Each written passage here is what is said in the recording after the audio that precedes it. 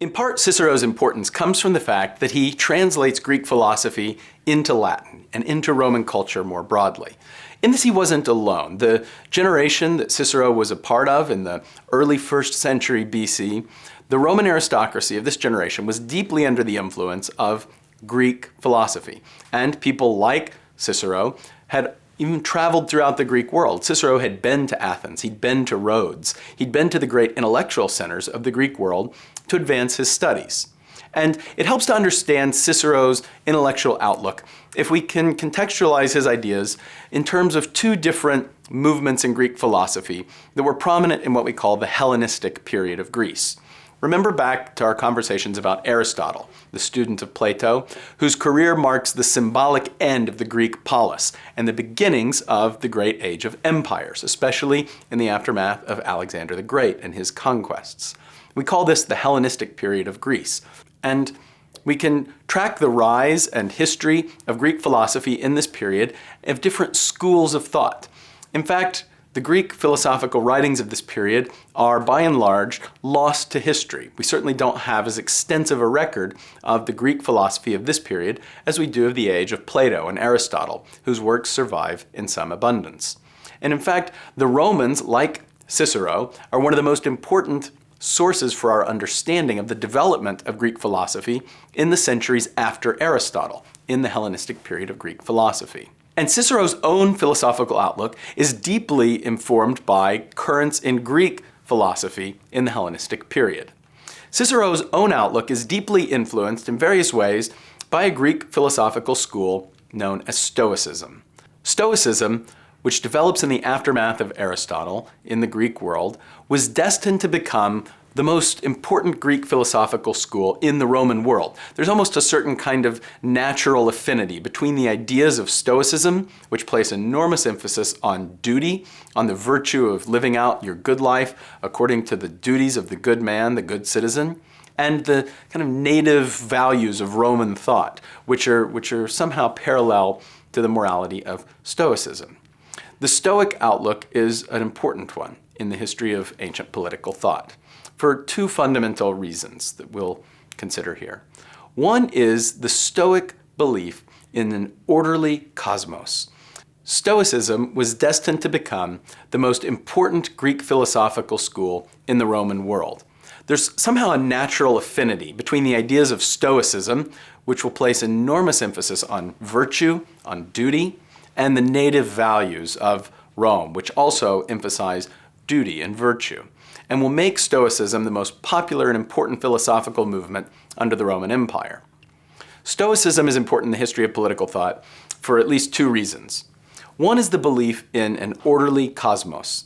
The Stoics have a very interesting outlook on the nature of the universe itself, and it's at least partly influenced by contemporary strains of astronomy. This is the period when Babylonian discoveries in astronomy, the regularity in the movements of the planets, the great discovery that the stars and the planets can be understood in mathematical, precise scientific terms, that there's order behind the movements of the sky, influences the Stoic idea that the universe itself is rationally ordered by a God that is immanent in the universe itself. And so the Stoics believe that there is order in nature.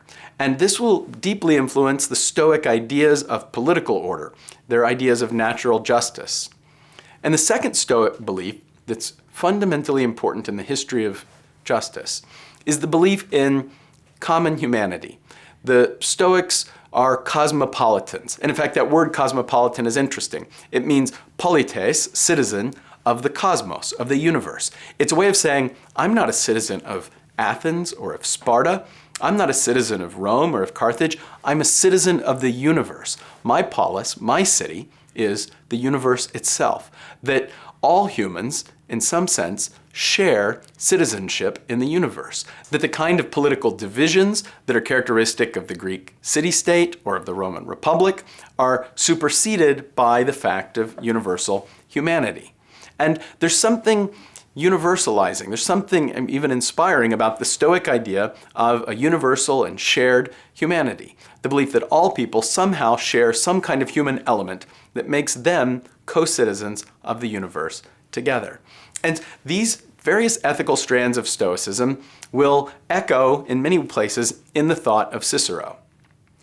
But it also helps us to understand Cicero's philosophical context by understanding the philosophical currents that he was competing against. And in particular, Cicero's political thought develops against the strains of Epicureanism. Epicureanism is the philosophy that originates with the great figure of Epicurus. And Epicurus' philosophical system was destined to become an important one throughout the ancient world, and indeed was reaching its height of popularity in Rome in precisely the moment when Cicero was developing as a political and philosophical thinker.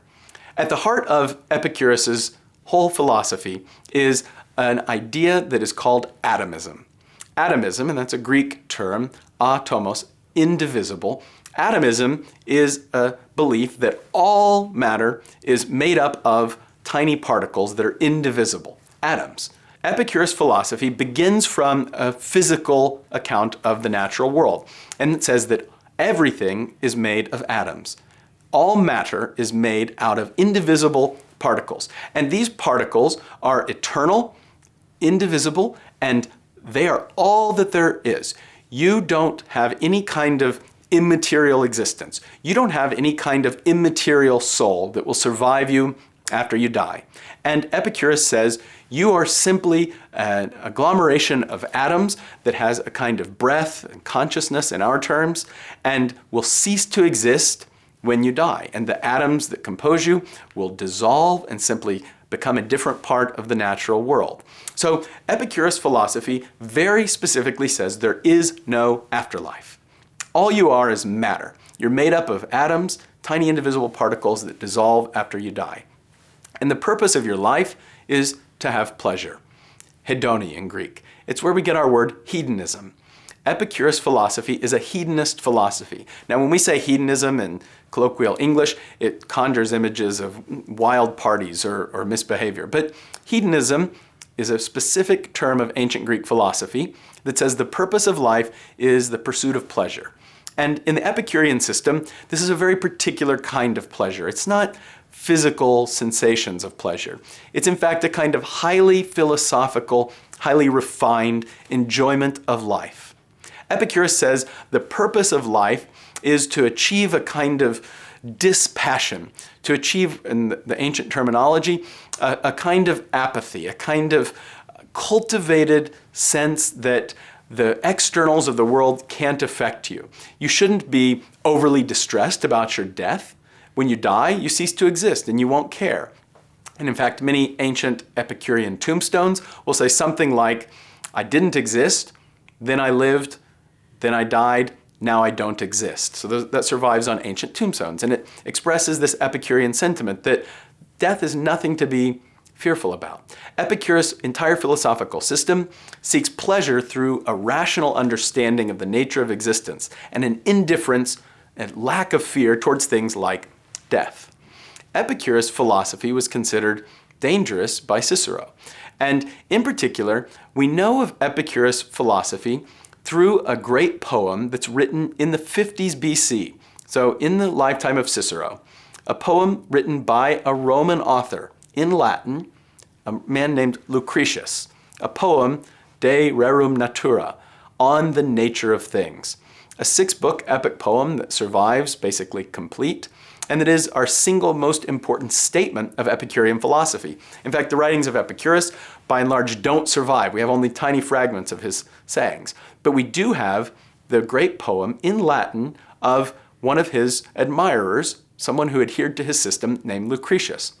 And the fact that this poem is written in the 50s is highly symbolic of the influence of Epicurean philosophy in the Rome of Cicero's day. Epicurus' philosophy entailed certain kinds of political consequences. Epicurus' philosophy entails a certain kind of political stance towards the world. And in fact, in Lucretius's poem, the 5th book describes the political ideology of an Epicurean. He says that human society is built out of necessity, that humans evolve out of nature, and he's been seen as a kind of proto-Darwinian, and that they are built by their own nature to strive for their existence, to strive for their own success. And Epicurean philosophy has certain political consequences.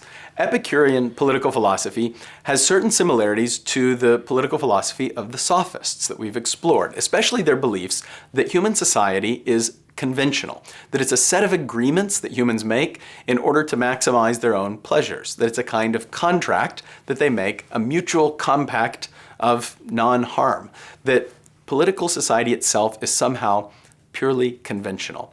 And Epicurean philosophy teaches, in fact, a flight from the world. It teaches detachment. It says that the political life is not the good life. In fact, the good life is a philosophical life that is detached from the life of action, from the life of the community.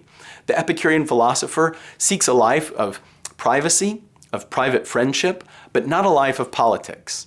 And so Cicero's political outlook will be in direct contrast, because Cicero advocates a life of action, a life of duty, a life of commitment, a life in which the individual receives his meaning, his purpose from his community, from serving his state. And in particular, in the Republican ideology of Cicero, from serving the Republic itself virtuously. So Cicero's political philosophy is part of the Greek philosophical debates of his world.